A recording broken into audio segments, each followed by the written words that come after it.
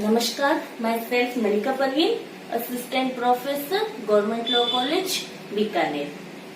Finally LLB final year के subject CPC में civil प्रक्रिया संहिता में हमने पहले ऑर्डर 9 तक किया था। आज हम ऑर्डर 10 आदेश 10 न्यायालय द्वारा पक्षकारों की परीक्षा एग्जामिन बाय द न्यायालय, ठीक है, वो देखते हैं। स्टार्ट करते हैं। आदेश 10 न्यायालय द्वारा पक्षकारों की परीक्षा, यानी पक्षकार क्या है? पहले वाद संस्कृत हुआ, वाद पत्र लिखाया, रिटन स्टेटमेंट आ गया, जवाब दावा आ गया। अब जवाब दावा आने के बाद में न्यायालय इशू फ्रेम करने से पहले पक्षकारों को परीक्षा करता है, उनकी एग्जामिन करता है पक्षकारों की, ठीक है। तो सबसे पहले ऑर्डर 10 रूल 1 ये कहता है न्यायालय वाद की प्रथम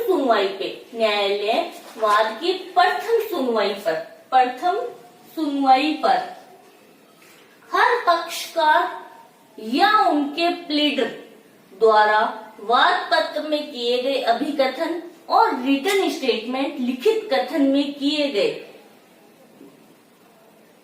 कथन में या जवाब दावे में किए गए अभिवचन या अभिवचनों में उन्होंने क्या बात कही, किन तथ्यों को कहा है, तो दोनों वाद पत्र की और रिटन स्टेटमेंट के बारे में न्यायालय दोनों पक्षकारों, दोनों पार्टी या उनके प्लीडर की एग्जामिन करता है, परीक्षा करता है। क्यों करता है? न्यायालय ये तय करता है कि कौन से अभिकथन या कौन से तथ्य पक्षकारों को स्वीकार है और कौन से वो प्रत्याख्यान करते हैं या किनका वो डिनाई करते हैं। यानी न्यायालय ये तय करता है कि अभिवचनों में कही, यानी प्लीडिंग में जो बात कही गई है, चाहे वाद पत्र में कही गई, चाहे जवाब दावे में कही गई, उसमें से कौन कौन से फैक्ट या तथ्य पक्षकारों को स्वीकार है और कौन से वो इनकार करते हैं या डिनाई करते हैं। तो यहाँ पर न्यायालय ऑर्डर 10 क्या है? न्यायालय को ये शक्ति प्रदान करता है कि वास्तविक विवादग्रस्त बिंदु को तय करने के लिए न्यायालय क्या करता है? वाद की प्रथम सुनवाई पर पक्षकारों की परीक्षा करता है और उनसे परीक्षा करके ये तय करता है कि अभिवचन के तथ्यों में से कौन से उन्हें स्वीकार है, कौन से तथ्य वो एडमिट करते हैं, यानी किस बिंदु पर उनमें विवाद नहीं है। स्वीकृतियां प्राप्त करते हैं। स्वीकृतियां प्राप्त करने के साथ साथ में न्यायालय को ये शक्ति भी प्राप्त है कि वो इररिलेवेंट इश्यूज को या एविडेंस को, असंगत विवादकों को या साक्ष्यों को समाप्त कर सकता है न्यायालय कि ये तथ्य तो उनको स्वीकार है, ये तो कोई विवादक है ही नहीं, ये तो जो विवादक है वो तो उनको पहले से स्वीकार है, या ये साक्ष्य इररिलेवेंट है, या ये विवादक इररिलेवेंट है, वाद से इसका कोई तालमेल नहीं है। न्यायालय क्या करता है? इररिलेवेंट विवादकों को और साक्ष्यों को समाप्त कर सकता है और स्वीकृतियां प्राप्त कर सकता है प्रथम सुनवाई पर पक्षकारों की परीक्षा करके, जिससे वाद के विचारण का क्षेत्र, यानी इररिलेवेंट विचारण नहीं किया, यानी विचारण के क्षेत्र को न्यायालय क्या करता है? सीमित कर देता है कि मेन विवादक, वास्तविक विवादक यही है, इस पर ही विचार किया जाना चाहिए। तो ऑर्डर 10 रूल 1 में न्यायालय प्रथम सुनवाई पर अभिवचनों में, यानी वाद पत्र और जवाब दावे के तथ्यों पर पक्षकारों की परीक्षा करता है, ताकि न्यायालय को विवादक कौन से हैं, वास्तविक विवादकों को तय करने में आसानी हो और स्वीकृतियां कौन से आगे, कौन से फैक्ट या कौन से तथ्य उन पक्षकारों को स्वीकृत है। तो जो स्वीकृत है वो विवादक नहीं है, और जिससे वो डिनाई करते हैं, पक्षकार इनकार करते हैं, उस बिंदुओं पर या उन फैक्ट तथ्यों पर न्यायालय क्या क्या इश्यू फ्रेम करता है, ठीक है। तो ये था ऑर्डर 10 रूल 1 में बात कही, न्यायालय पक्षकारों की प्रथम सुनवाई पे एग्जामिन करता है। अब एग्जामिन करने के बाद में अगर न्यायालय को लगता है कि विवाद ऐसा है जिसमें निपटारा किया जा सकता है या सुलह करवाई जा सकती है या राजीनामा करवाया जा सकता है, पक्षकारों में विवाद ऐसा है जिस पर कि सुलह या निपटारा करवाया जा सकता है या राजीनामा करवाया जा सकता है, तो वहां पर न्यायालय क्या करता है? ऑर्डर 10 रूल 1 का ऑर्डर 10 रूल 1 ये कहता है मामले को, अगर मामले में एडीआर निपटारे का तत्व या सुलह किया जा सकता है तो न्यायालय क्या करेगा? मामले को एडीआर वैकल्पिक विवाद निपटारा रीतियों से, यानी एडीआर वैकल्पिक विवाद निपटारा रीतियों से सुलह करने के लिए न्यायालय मामले को निर्देशित कर देता है। पक्षकारों को ये निर्देश देता है कि आप न्यायालय से बाहर भी अपने मामले को सुलझा सकते हो। तो ऑर्डर 10 रूल 1A के साथ में अपन सेक्शन 89 भी पढ़ते हैं। 89 में भी एडीआर की प्रोसीडिंग बताई गई है। एडीआर होता क्या है? एडीआर यानी ऐसा कोई विवाद जिसमें सुलह करवाई जा सकती है या राजीनामा हो सकता है, पक्षकारों में बीच बचाव या मध्यस्थम या सुलह के माध्यम से उनमें राजीनामा या निपटारा करवाया जा सकता है, तो वहां पर न्यायालय क्या करता है? न्यायालय से बाहर विवाद को निपटारा करने की कई रीतियां बताई है सेक्शन 89 में। 4 रीतियां बताई है, उनमें से किसी एक रीति के द्वारा या उसमें से किसी एक तरीके के द्वारा विवाद को न्यायालय के बाहर भी सुलझाया जा सकता है। एडीआर का मुख्य उद्देश्य क्या है? वैकल्पिक विवाद निपटारा पद्धति का एक मुख्य उद्देश्य यह है कि पक्षकारों में राजीनामा हो जाए और न्यायालय में जो वर्कलोड है वो कम हो जाए, यानी जो वादों का अंबार लगा हुआ है या जो प्रोसीडिंग चल रही है बहुत सारी, उसमें कमी आ जाए, यानी न्यायालय के वर्कलोड में कमी की जा सके। तो सेक्शन 89 एडीआर वैकल्पिक विवाद निपटारा पद्धति की प्रोविजंस को कहा सेक्शन 89 में भी बताया है। तो ऑर्डर 10 रूल 1A के साथ में अपन सेक्शन 89 भी पढ़ते हैं। अब 89 क्या है वो बता देती हूँ यहीं पर मैं। 89 कह रहा है कि जब न्यायालय किसी मामले का विचार या सुनवाई कर रहा है और न्यायालय को लगता है कि पक्षकारों के बीच में कोई ऐसा विवाद है या ऐसा कोई वाद है जिसमें निपटारे के तत्व विद्यमान है, यानी पक्षकारों में राजीनामा किया जा सकता है, वाद ऐसा है जिसमें निपटारे के तत्व विद्यमान है, तो वहां पर न्यायालय क्या करता है? एक निपटारा करार तय करता है। निपटारा करार क्या होता है? निपटारा करार ऐसा कोई करार होता है, निपटारा एग्रीमेंट करार तय करता है जिसमें ये निपटारे मतलब पॉइंट्स लिख देता है। ए बी के बीच में अगर विवाद है तो न्यायालय तय करता है कि ए ने ये बात कही है, बी को ये स्वीकार होगी, बी ने ये बात कही है, ए को ये स्वीकार होगी, यानी कच्चा निपटारा करार तय कर लेता है कि ये पक्षकार इस पक्षकार को ये देगा, ये कार्य करेगा, ये संपत्ति देगा, ये धनराशि देगा, यानी एग्रीमेंट तैयार कर लेता है निपटारे का। कच्चा एग्रीमेंट निपटारा करार तय कर लेता है न्यायालय और फिर उस निपटारे करार को दोनों पक्षकारों के पास भेजता है, ए के पास भी भेजता है और बी के पास भी भेजता है। और अगर दोनों पक्षकार सहमत हो जाते हैं कि हाँ हम निपटारा कर सकते हैं या उस निपटारे करार पे रजामंद है, उसकी हर बात को मानने के लिए तैयार है, तो फिर न्यायालय फाइनल निपटारा तय कर देता है। निपटारा करार तय कर देता है, यानी फिर फाइनल में निपटारा कर देता है। अब ये न्यायालय ने तो क्या है, एडीआर को मामला रेफर कर दिया। अब एडीआर कौन हो सकते हैं, यानी न्यायालय से बाहर विवाद को किसके द्वारा सुलझाया या निपटाया जा सकता है, यानी निपटारा करार कौन कौन तय कर सकते हैं, कैसे तैयार किया जा सकता है, तो उसको सेक्शन 89 का फर्स्ट क्लोज ये बात कह रही है कि अब एडीआर की प्रोसीडिंग 4 है, यानी वैकल्पिक विवाद निपटारा पद्धतियां 4 है, उनमें से किसी एक के माध्यम से पक्षकार अपने विवाद का निपटारा या उसको सुलह करवा सकते हैं।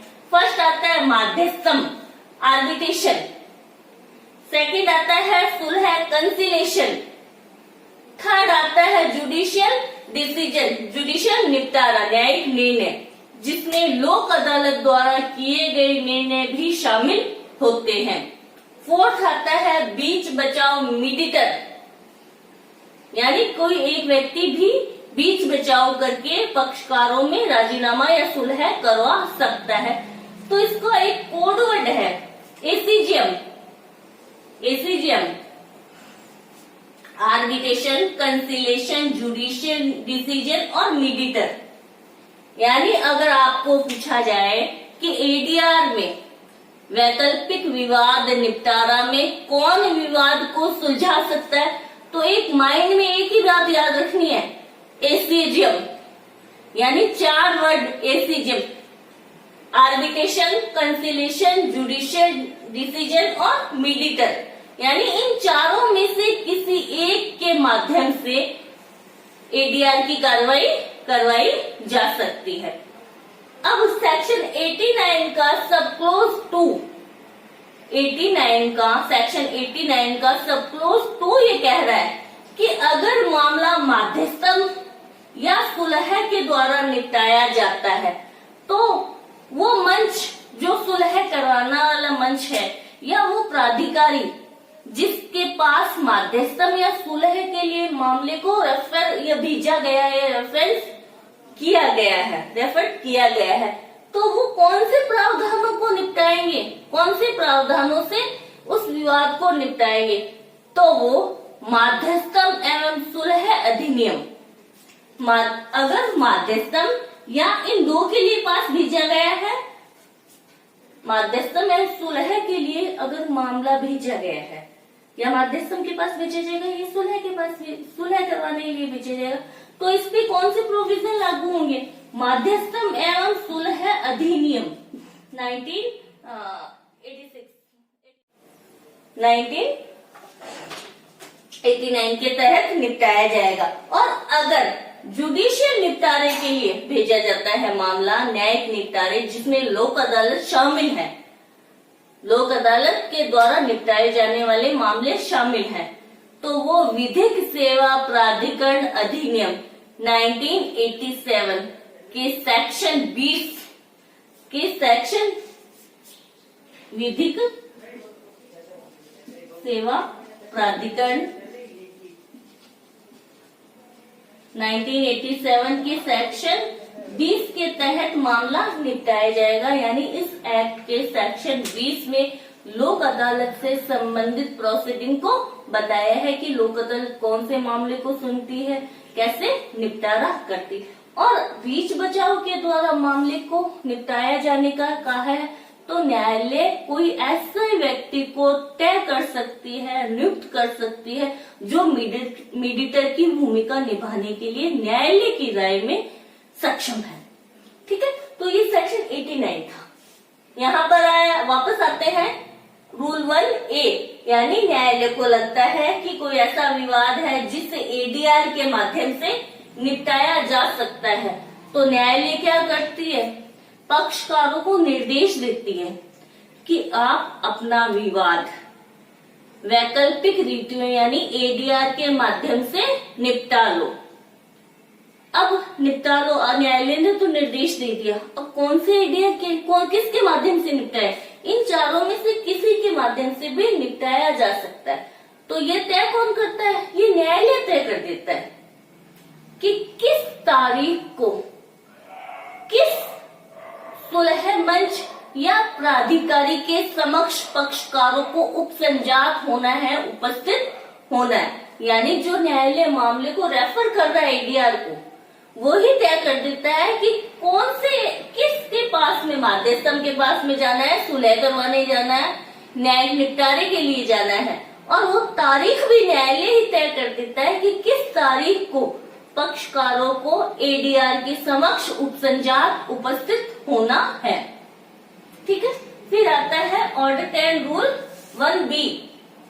जिस दिन न्यायालय ने तय करता है उस दिन पक्षकार उस सुलह मंच या प्राधिकारी के समक्ष उपसंजात हो जाते हैं।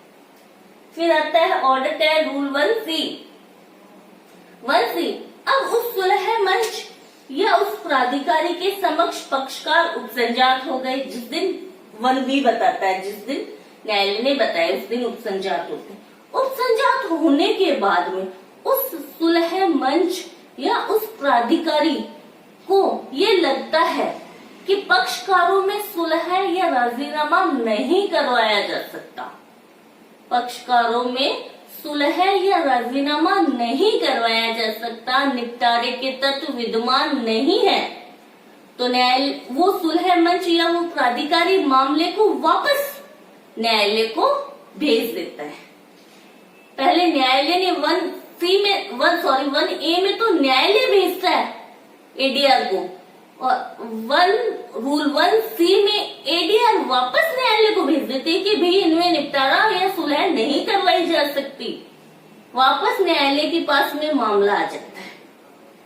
अब पक्षकारों को न्यायालय में किस दिन उपसंजात होना है, किस दिन उपस्थित होना है, वो तारीख तय कौन करता है? वो सुलह मंच या वो प्राधिकारी जो मामले को न्यायालय को रेफर कर रहा है, वो ही तय कर देते हैं कि पक्षकारों को न्यायालय में अब किस दिन हाजिर होना है या उपसंजात होना है। ठीक है। अगर पहले निपटारे के तत्व विद्यमान है तो क्या है, एडीआर को मामला चला जाता है। अब निपटारे के तत्व विद्यमान नहीं है या उनमें निपटारा हो नहीं सकता या वो रजामंद नहीं है या उनमें सुलह नहीं करवाई जा सकती, तो वापस 1C में मामला वापस न्यायालय में आ जाता है। और न्यायालय में कौन से दिन उपसंजात होना है पक्षकारों को, वो एडीआर वाला वो प्राधिकारी या वो सुलह मंच तारीख तय कर देता है कि पक्षकारों को कौन से दिन न्यायालय में हाजिर होना है। अब आता है ऑर्डर 10 रूल 2, आदेश 10 नियम 2। आदेश 10 नियम 2 इम्पोर्टेंट है। यहाँ पे तो कहा कि यहाँ ऑब्जेक्ट बता दिया कि ऑर्डर 10 प्रथम सुनवाई पक्षकारों की परीक्षा क्यों की जा रही है। ऑब्जेक्ट बताया ऑर्डर 10 का कि प्रथम सुनवाई पे पक्षकारों की परीक्षा क्यों की जा रही है ऑर्डर 10 रूल 1 में। अब ऑर्डर 10 रूल 2 ये बताता है कि प्रथम सुनवाई पर अब पक्षकारों की या पक्षकारों के साथ में कोई प्लीडर है या प्लीडर के साथ में कोई ऐसा व्यक्ति है यानी अन्य व्यक्ति जो वाद के तात्विक प्रश्नों पर यानी इम्पोर्टेंट प्रश्नों पर उत्तर देने के लिए जो सक्षम है, वो जब न्यायालय में हाजिर होता है यानी पक्षकार, उसका प्लीडर या कोई अन्य व्यक्ति जो प्रश्नों का उत्तर देने के लिए सक्षम है, वो न्यायालय में हाजिर है। अब न्यायालय परीक्षा करेगा, तो परीक्षा कैसे करेगा? ओरल करेगा, मौखिक परीक्षा करेगा। ठीक है। ये परीक्षा करने का ढंग बताया है कि किस प्रकार परीक्षा की जाती है, तो इसको थोड़ा सा ध्यान से देखना है। ऑर्डर 10 रूल 2 की वाद की प्रथम सुनवाई, जब प्रथम सुनवाई की जाएगी, वाद की प्रथम सुनवाई पर सबसे पहले न्यायालय किसकी परीक्षा करेगा? पक्षकार की परीक्षा करेगा। सबसे पहले फर्स्ट ऑफ ऑल पक्षकार की परीक्षा करेगा। पक्षकार की परीक्षा क्यों की जा रही है? विवादग्रस्त विषयों या बिंदुओं, विवादग्रस्त जो बिंदु है उसका विशदीकरण यानी उसको विस्तार से समझने के लिए न्यायालय वाद की प्रथम सुनवाई पर सबसे पहले पक्षकार की मौखिक परीक्षा करेगा। 3 बातें इंपॉर्टेंट है। प्रथम सुनवाई सबसे पहले पक्षकार की किस लिए करेगा? विवादग्रस्त विषयों या बिंदुओं के विशदीकरण यानी उनको विस्तार से समझने के लिए। कैसे करेगा परीक्षा? मौखिक परीक्षा करेगा, ओरल परीक्षा करेगा न्यायालय। ठीक है, ये ऑर्डर 10 रूल 2 का फर्स्ट क्लोज ये कह रहा है कि पक्षकार की परीक्षा की जाएगी सबसे पहले और ओरल होगी वो परीक्षा। और क्यों की जा रही है पक्षकार की परीक्षा? विवादग्रस्त वास्तविक बिंदुओं को विशदीकरण या उनको विस्तार से समझने के लिए। ठीक है, फिर आता है इस में रूल 2 का फर्स्ट जो पॉइंट है, प्रथम सुनवाई पर सबसे पहले पक्षकार की होगी मौखिक परीक्षा। अब पक्षकार के साथ में कोई व्यक्ति है या पक्षकार स्वयं या उसका कोई प्लेटर है या कोई अन्य व्यक्ति है जो वाद के विवादग्रस्त विषयों पर या तात्विक प्रश्नों पर उत्तर देने के लिए सक्षम है। प्रथम सुनवाई पर उनकी भी मौखिक परीक्षा की जाएगी। तो इसको सीधा से समझने की बात यह है कि जब वाद की प्रथम सुनवाई होती है तो सबसे पहले किसकी परीक्षा होगी? जो वाद के पक्षकार हैं, उनकी ओरल एग्जामिनेशन हो जाती है। पक्षकार की ओरल एग्जामिनेशन हो गई, विस्तार से न्यायालय ने समझ लिया।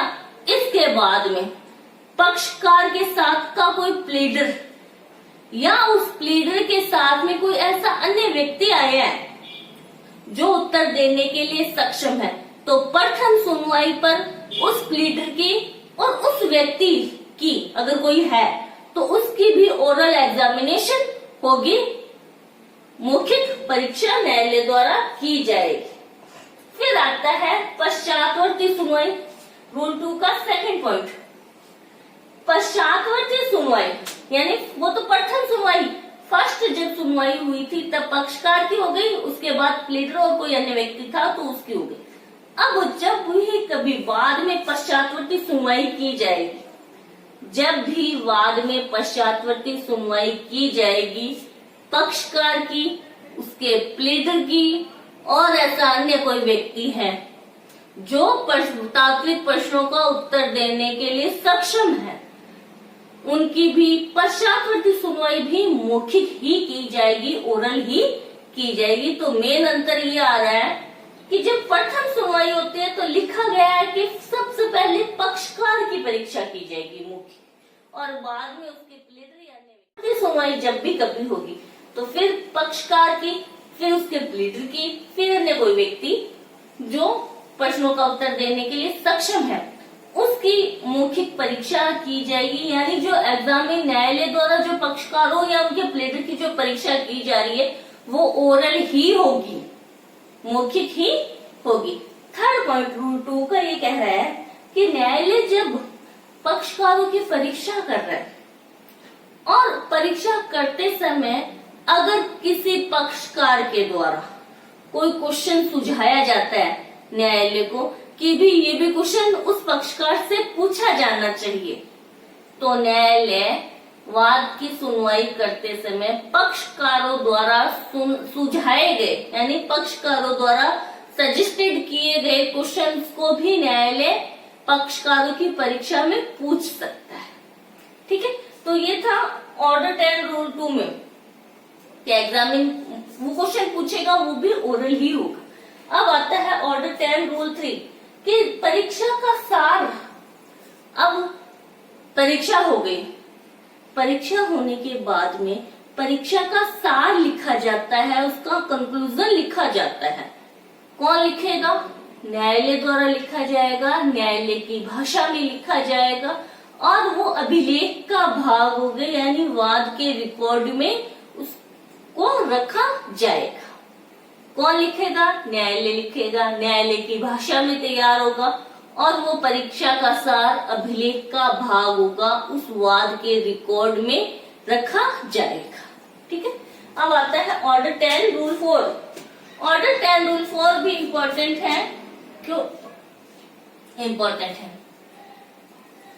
ऑर्डर 10 रूल 4 इसलिए इंपॉर्टेंट है, मानो कि वाद क्या था,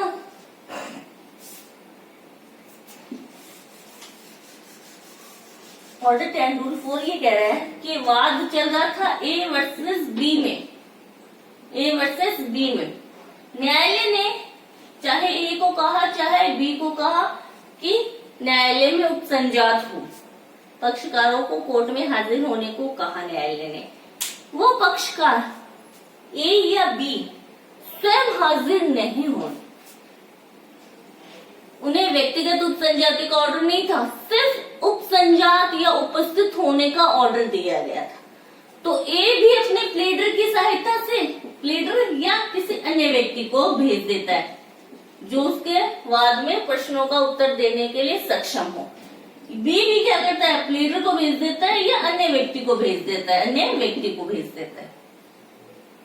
यानी पक्षकारों को कहा न्यायालय में उपसंजात हो, वो स्वयं उपसंजात नहीं होते हैं, अपने प्लेडर या किसी अन्य व्यक्ति की मार्फत वो न्यायालय में हाजिर होते हैं। किसी प्लेडर या अन्य व्यक्ति जो वाद के तात्विक प्रश्नों का उत्तर देने के लिए सक्षम है, उनके माध्यम से वो कोर्ट में हाजिर होते हैं। हाजिर हो रहे हैं, न्यायालय जब पक्षकारों की परीक्षा करता है, न्यायालय जब पक्षकारों की परीक्षा करता है तो वो प्लेडर जो हाजिर हुआ है या कोई अन्य व्यक्ति जो उसकी ओर से हाजिर हुआ है, प्रश्नों का उत्तर देने से इनकार कर देते हैं, आंसर देते नहीं। न्यायालय परीक्षा कर रहा है और वो जवाब ही नहीं दे रहे, या असमर्थता जता देते हैं कि हम इस क्वेश्चन का उत्तर नहीं दे सकते, या तो इनकार कर देते हैं या प्रश्नों का उत्तर देने में वो असमर्थ हो जाते हैं, यानी वो सफल नहीं होते हैं उत्तर देने के। तो न्यायालय को लगता है कि अगर इस जगह प्लीडर की जगह अगर पक्षकार हाजिर होता तो वो पक्षकार इन प्रश्नों का उत्तर देने के लिए सक्षम था, वो इनका उत्तर दे सकता था। तो न्यायालय क्या करता है, उस वाद की सुनवाई को, जब प्रथम सुनवाई की जो तारीख थी, प्रथम सुनवाई की तारीख से 7 दिन के लिए, प्रथम सुनवाई की तारीख से 7 दिन के लिए कार्रवाई को स्थगित कर देता है और उस पक्षकार को सूचना भेजता है कि आपका प्लीडर या अन्य व्यक्ति जो प्रश्नों का उत्तर देने से या तो इनकार कर दिया है या वो प्रश्नों का उत्तर देने में असमर्थ है, तो आप खुद हाजिर हो, व्यक्तिगत रूप से उपसंजात हो। तो इस ऑर्डर 10 रूल 4 में इंपॉर्टेंट बात क्या है, वाद की प्रथम सुनवाई से 7 दिनों तक वो कार्रवाई को क्या है, स्थगित कर देता है, एजेंट कर देता है कि पक्षकार व्यक्तिगत रूप से उपसंजात हो और उत्तर दे। फिर पक्षकार को सूचना भी हो गई कि मुझे व्यक्तिगत रूप से बुलाया, अभी प्लीडर या अन्य व्यक्ति जो मेरी ओर से उपस्थित हुआ था वो प्रश्नों का उत्तर देने से या तो इनकार कर दिया या असमर्थ हो गया। पक्षकार को सूचना होगी कि कोर्ट में 7 दिनों के भीतर कार्रवाई को स्थगित किया 7 दिन के लिए, अब इन 7 दिनों में मुझे कोर्ट में हाजिर होना है। पक्षकार को सूचना थी, फिर भी वो पक्षकार कोर्ट में हाजिर नहीं होता है तो न्यायालय उसके विरुद्ध कार्रवाई कर सकता है। उसके विरुद्ध कार्रवाई क्या करेगा, अगर मान लो वादी है और उसको सूचना हो गई कि मुझे व्यक्तिगत रूप से कोर्ट में हाजिर होना है, फिर भी वादी हाजिर नहीं हो रहा, तो वादी के विरुद्ध न्यायालय क्या कार्रवाई करेगा, वादी के वाद को खारिज कर देगा। और अगर प्रतिवादी है और व्यक्तिगत रूप से उपसंजात नहीं हो रहा है तो उसके विरुद्ध एक पक्षीय कार्रवाई स्टार्ट कर देगा। तो ये था ऑर्डर 10 जो न्यायालय द्वारा पक्षकारों की परीक्षा क्यों की जाती है, कैसे की जाती है और पक्षकार हाजिर नहीं होता तो उसका क्या परिणाम होता है, वो सब कुछ ऑर्डर 10 में बताया गया था। Thank you so much.